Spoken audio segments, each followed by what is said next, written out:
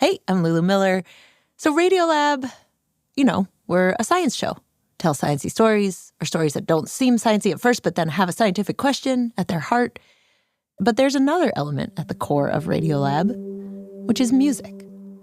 The creator of this whole operation and original host, Jad Abumrad, was a musician before he was a journalist. And he took music and brought it into the DNA of the show. And that's still how we do it today. So this week, we're going to listen back to two pieces that Jad made about musicians he loves and uses on the show. These are both stories he made years ago, and what I really love about them is that they start deep in the music, purely about the music, but then each one unfurls into something more philosophical about our relationships with technology, our relationships to ourselves. So here they are in an episode we are calling Music Hat. Hope you enjoy. Yeah, wait, you're listening? Okay. All right. Okay. All right. You're listening to Radiolab. Radiolab. From WNYC. See? Yep. Rewind. Okay, so I'm going to put on my music hat for a couple of minutes. Okay. And then in 2 weeks, we can put our other hats back on, whatever they're called. Science, humanism, Philosophy, whatever.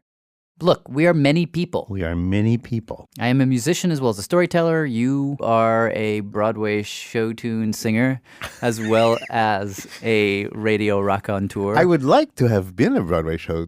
No one has ever invited me to do that. Well, I'm going to invite you at least to listen to my version of that. Okay. For just a few minutes. I'm going to tell you about a band that I just discovered. This may be the coolest thing I've heard in years. Actually, you know this band. I mean, maybe you don't know that you know them, but we've used them in a few shows. Remember the piece we did in the Bliss show about the perfect snowflake? Yes. We used them there. Oh. Remember the story about the artist who weaponized his own blood? Yes, Barton Benish. We used them there too. So in a subtle way, I have already been exposed to them. That's what I'm saying. Although I am quite certain you will hate their music. I could be wrong about that. Well, I will be as generous as I know possibly how to be. The band is called Dawn of Midi. Dawn of what? Of Midi. M-I-D-I? Mm-hmm. Do you know what Midi is? No. It's sort of like a computer language for music. Like in my studio at home, I have a bunch of synthesizers and various things. They all talk to each other using MIDI. Oh, the Dawn of Midi. Dawn of Midi. It's one of those half and halves. Like dawn suggests something pleasant, beautiful, and sort of movie-like. Mm-hmm. MIDI, technological, card, cold. Yeah, that's actually not a bad place to start. Okay, so the band is three guys.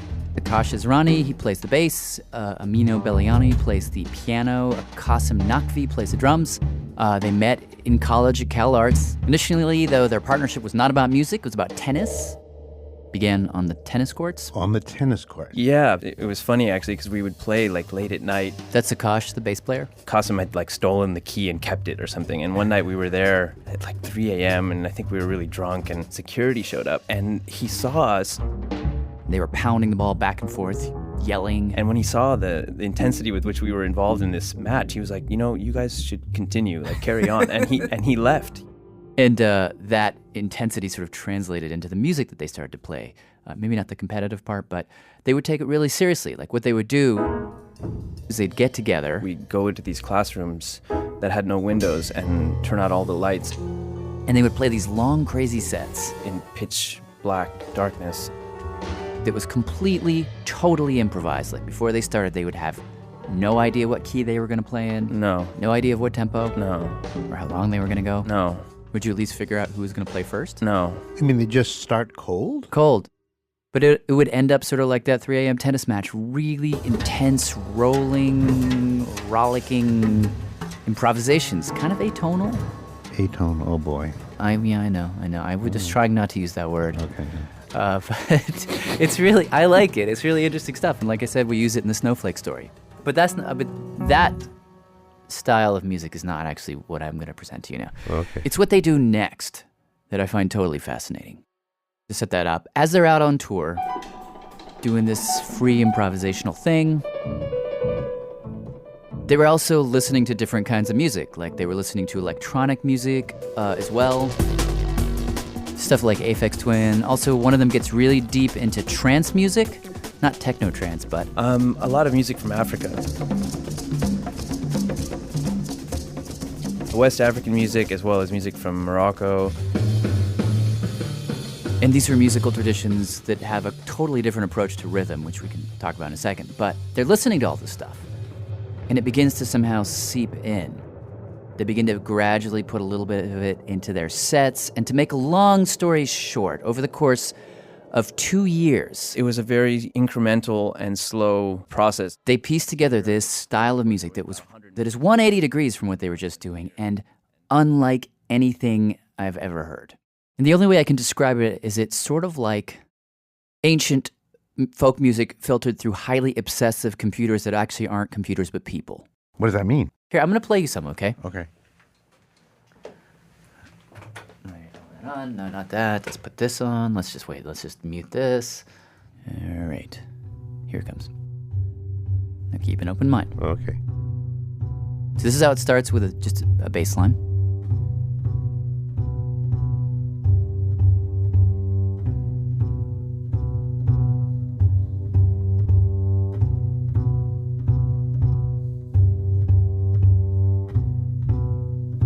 Is it going to develop, or are we going to just No, it is. hear It this? is, but just slowly. Just wait. Hear that? Do, do. Right. It's the pianist. He's playing it with his left hand on the strings, so he's kind of muting it to create a harmonic.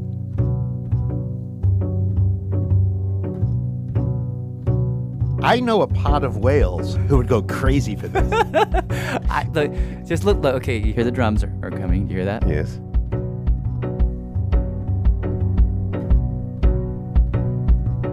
Now, I don't know about you. Actually, maybe I do know about you. But for me, right about now, I'm getting into a deep trance. All right, let's just don't say anything for a minute, and let's see what happens. All right.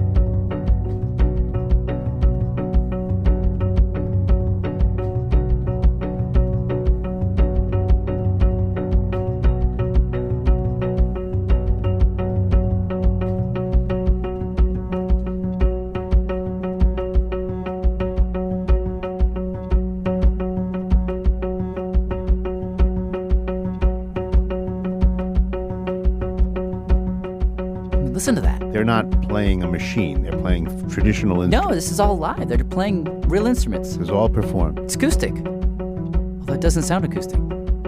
Yeah, it doesn't. I'm so addicted to this. Just listen some more.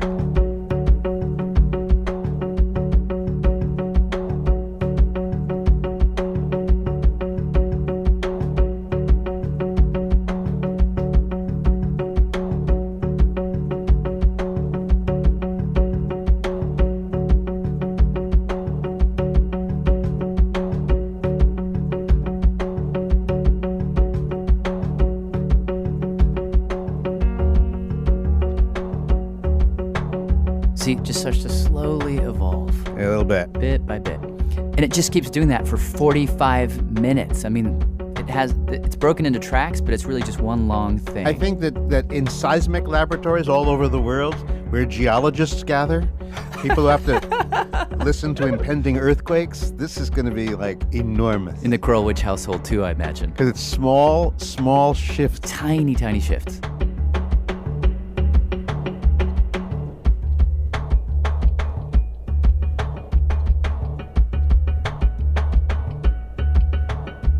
Come on, you don't find that groovy at all? Yeah, no, I do. Actually, I do. So these guys basically went from like free improv, no rules, to becoming like human machines. It's sort of like wishing to be an element in a very finely made Swiss watch. Except now remove the watch. I think that something is going on in the world right now. That's Akash again? The last 10 to 15 years, you see it in a lot of fields right now, people doing things, quote unquote, in an analog way that 10 years ago would have been assumed were absolutely like impossible without the aid of technology. You see it from big wave surfers who found out they could ride huge waves if they have jet skis to pull them into these waves, to now saying, hey, wait a minute, we can catch these with our arms again. But the jet ski needed to be there to show them that this was even possible. And you see it with this French beatboxer video online. He's doing something that just sounds impossible. It's unbelievable.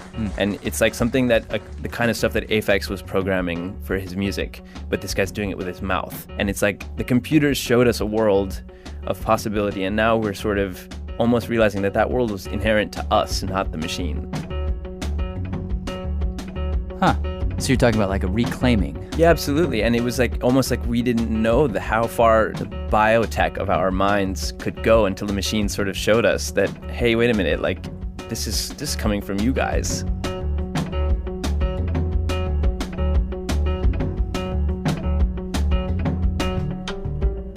You know what it is if you just let it do what it's doing,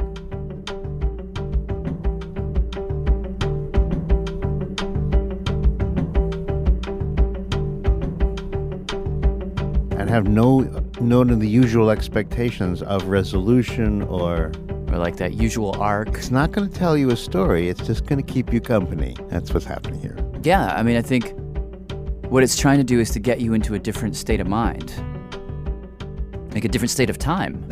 That experience of time that is non-narrative. Where you're sort of existing in time, not in a sort of regular story way where everything leads to the next thing, beginning, middle, and end. It's something else. What Amino and I often talk about is the idea of quantum states of time. And I think what he means, what I take it to mean, is something very ancient in a way. Like, you know how I mentioned that they were listening to West African and Moroccan trance music? Mm-hmm. What you have in a lot of that music are these vertical stacks of rhythms, like almost multiple time flows existing simultaneously in the same moment. And if you listen into this music that we're hearing right now, and you try and pick out, okay, what's the bass doing? What's the drums doing? What's the piano doing?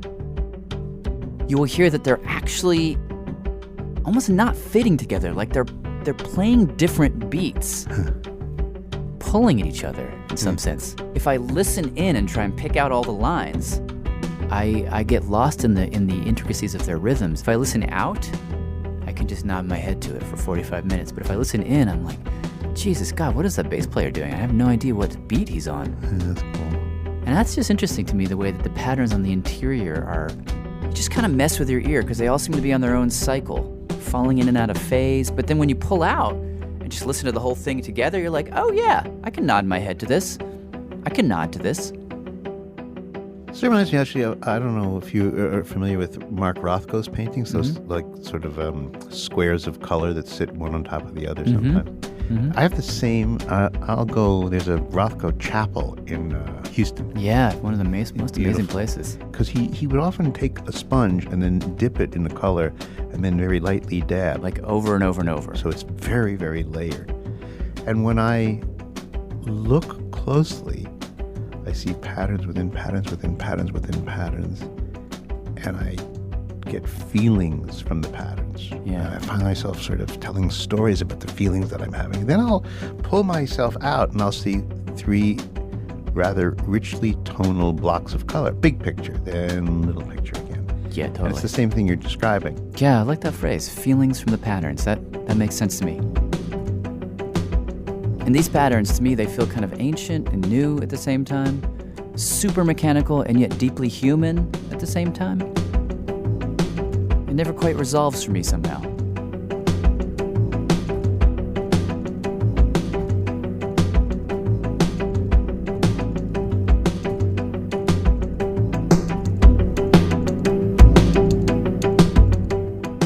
You can find out more about Dawn of Midi on their website, dawnofmidi.com. After the break, we have one more exploration of music. Stay with us.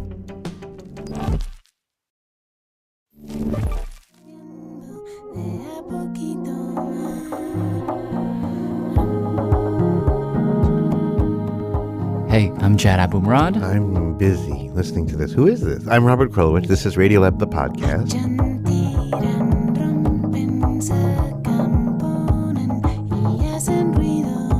So this person that you're hearing right now? Mm-hmm. Testing. She's one of my favorite musicians. Can you introduce yourself? My name's Juana Molina. I'm Juana Molina, and I am a musician. I hope you enjoy what I do. Okay, so you know how sometimes on this podcast, instead of the science and the big ideas and the whatever, we present musicians? Yeah. Well, that's what I want to do for the next 10 or so minutes. Mostly because I think she's amazing, but also because when we used her music in the Sperm Show, I used it for some of the breaks. This song right here, in fact. We got a flood of email, people asking about I it. wonder what she thought about being the breaks in the Sperm Show. She doesn't know. So this podcast is for the bunch of people who wrote in asking about Juana Molina, and also for the rest of you who maybe don't know her yet, but will hear her now, and maybe, I hope, fall in love with her music as I have.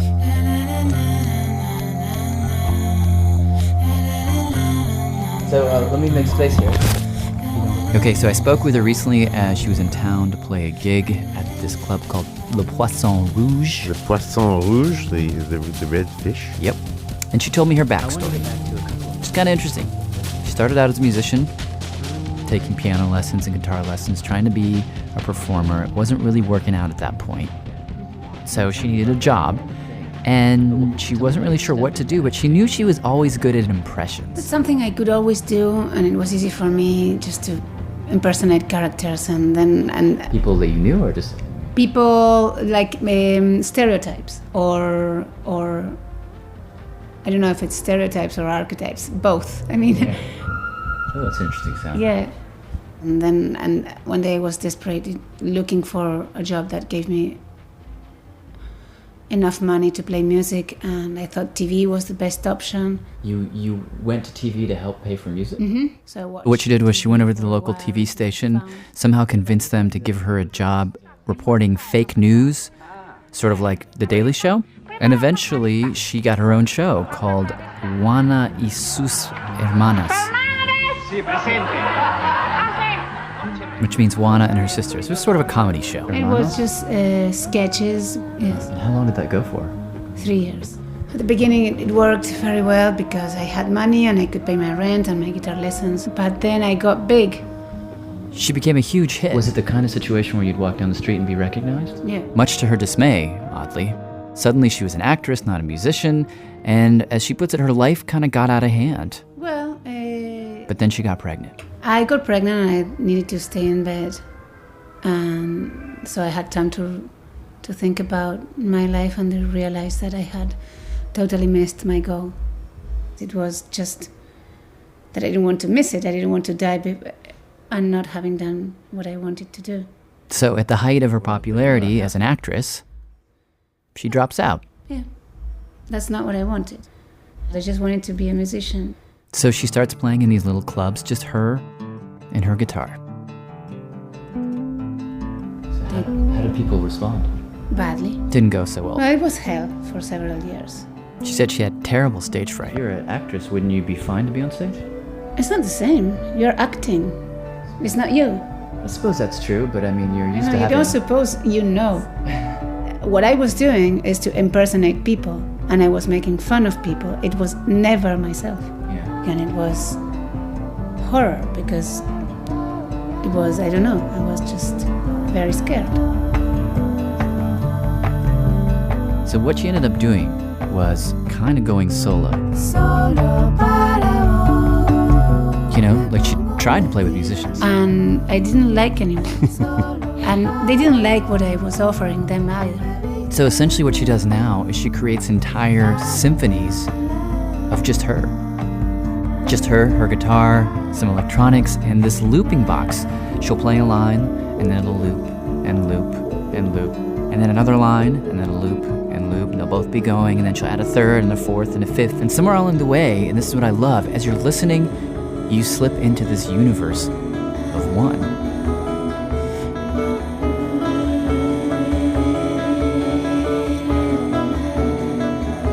The thing by being on your own is that you can go deeper and deeper and deeper in your own universe and go further away or deeper inside.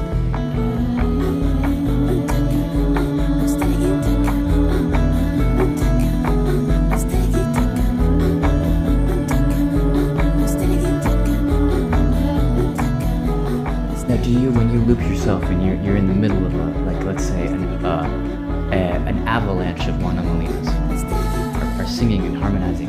Are they the same person?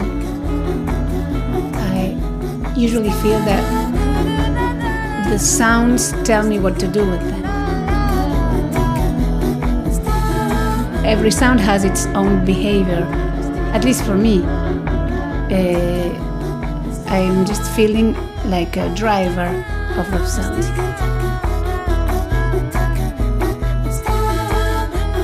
Well, it's so interesting. Like it feels like she's taking a bath in herself.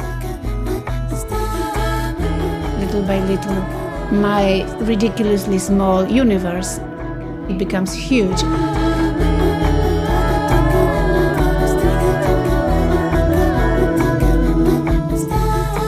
Anything that has a note or a rhythm, you can make music with. I mean, are you inspired more by a thought, like I want to say something? No. Or no? Never. Never. There's absolutely nothing that I really want to say.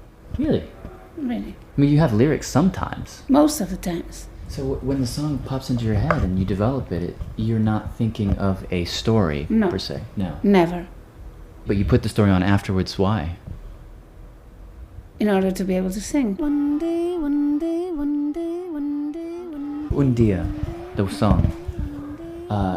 How did that happen? I was warming up for a show, and I got bored, and I started to play. And it sounded like One Day. I wasn't saying One Day, but it sounded like. You didn't even have the words just yet. No, but then when I was singing, that just came out. Un día voy a ser otra distinta. One day I will be someone different.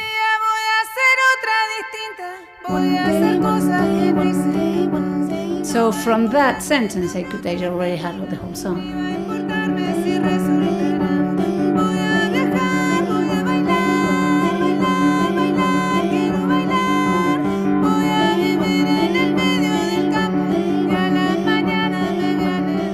One day I will be someone different. I'll do everything I never dared to do before. I will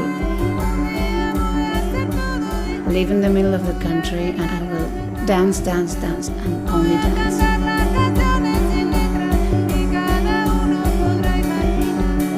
One day I will fix the back door, and one day I will write songs with no lyrics so everybody just can imagine whatever they want.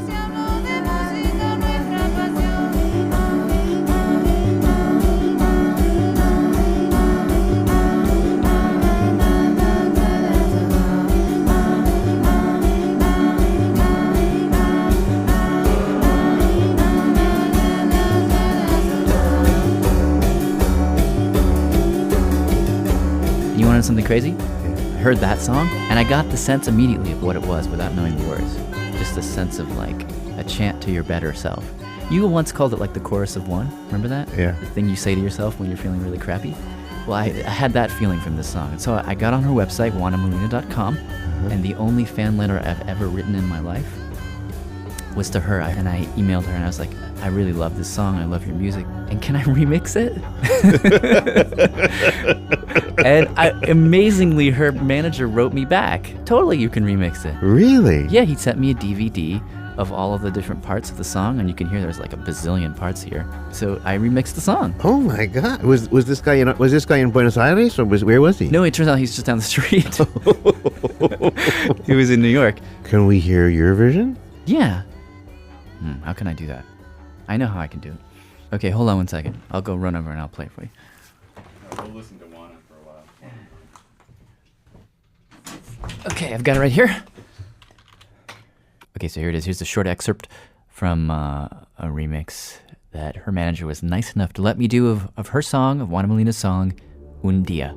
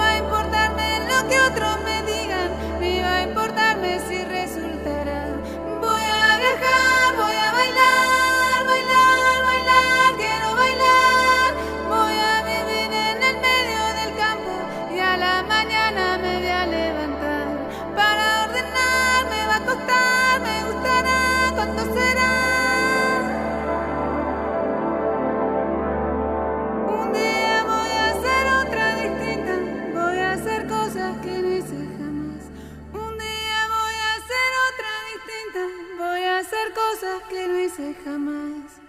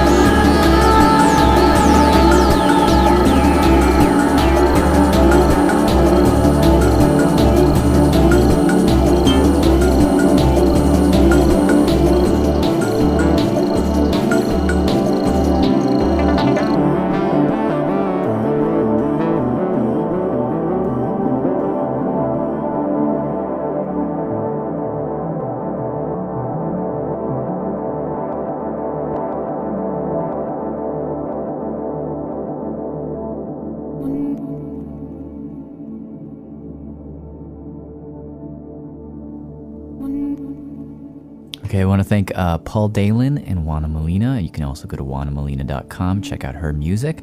And I want to thank Michael Rayfield for some of the sounds used in that remix, as well as Stuart Dempsey for some of the music. I'm Jad Abumrad. And I'm Robert Krulwich. I'm Lulu Miller. And you know, since we are in a music mode, I just wanted to tell you about a favorite show right here at our home station, WNYC, called New Sounds.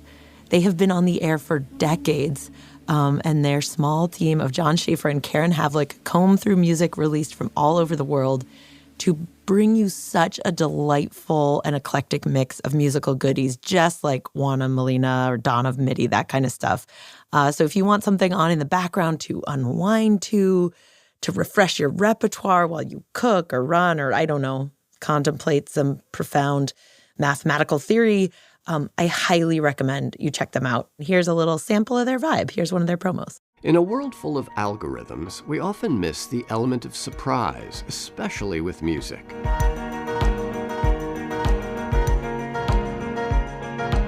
New Sounds is all about bringing you the music you didn't even know you needed.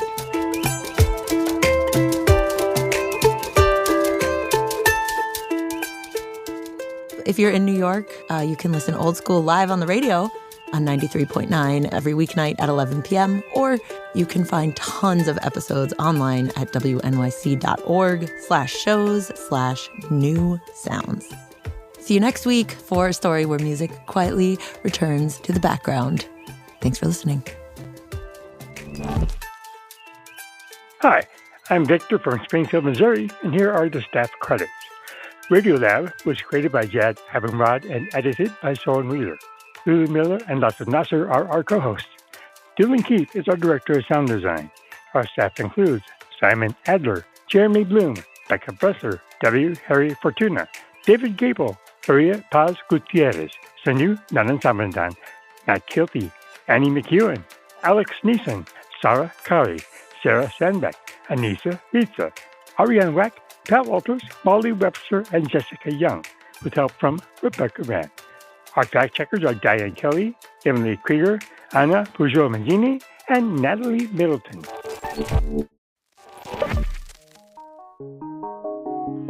Hi, I'm Jerry, and I'm calling from Kapsawar, Kenya. Leadership support for Radiolab science programming is provided by the Simons Foundation and the John Templeton Foundation. Foundational support for Radiolab was provided by the Alfred P. Sloan Foundation.